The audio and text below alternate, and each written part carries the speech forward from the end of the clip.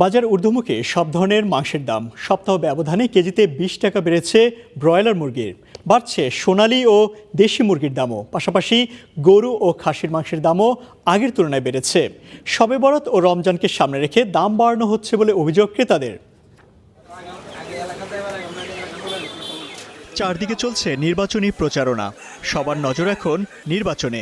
আর এরই মধ্যে শবে বরাত ও রমজানকে সামনে রেখে অস্থির হয়ে উঠতে শুরু করেছে নিত্যপণ্যের বাজার। বিশেষ করে মাংসের বাজারে লেগেছে দামের উত্তাপ। রাজধানী বাজারে গেল সপ্তাহের তুলনায় কেজিতে অন্তত ২০ টাকা বেড়েছে ব্রয়লার মুরগির দাম, বিক্রি হচ্ছে ১৯০ টাকায়। পাশাপাশি সোনালী ও দেশি মুরগিও বিক্রি হচ্ছে আগের তুলনায় বেশি দামে। বিক্রেতারা বলছেন, চাহিদার তুলনায় সরবরাহ কমের প্রভাব পড়েছে দামে। শীতে অনেক বাচ্চা মারা গেছে খামারে, এই কারণে মাল অনেক কম। মার্কেটে যে তুলনা মাল থাকার কথা তুলনা থেকে কম মাল, এই কারণে রেটটা একটু বেশি। গেছে সপ্তাহ আমরা সোনালী বেচছি মনে হয় ২৭০-৮০ টাকা, আর এই সপ্তাহে আজকে বেচতেছি আমরা ৩০০ টাকা, ৩১০ টাকা। ব্রয়লার মুরগি বেচছি ১৬৫-৭০ টাকা, আজকে বেচতেছি ১৮৫-৯০ টাকা।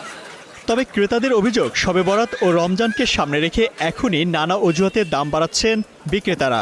আর কিছু নাই যে দাম বাড়লেও কিনতে হবে, আর হয়তো একটু কমাই কিনবো। সবার তো আগে মনে করেন যে সবাই তো মুরগি কিনে, সবারই তো খাওয়া লাগে, এই জন্য বিগত দিনের তুলনায় বর্তমানে ১০-২০ টাকা বেশি। গরুর গোস্তের দাম বাড়ছে, মুরগির দাম বাড়ছে। আমি গরুর গোস্তের দাঁড়াতে নাইছি, মুরগির দাঁড়াতে নাইছি, এগুলোর দাম বাড়তেও। দামের উত্তাপ ছুঁয়েছে গরু ও খাসির মাংসকেও।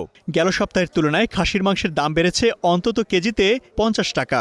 ১১৫০ টাকা ছিল, ১২০০ টাকা ছিল, কিন্তু হঠাৎ করে এখন দাম বাড়তির কারণে আমরা যেহেতু বেশি দামে কিনতেছি, বেশি দামে বিক্রি করতেছি। গরুর দাম অনেক বাড়তি, এক একটা গরু আপনার ১২ থেকে ১৫,০০০ টাকা দাম বাড়তি।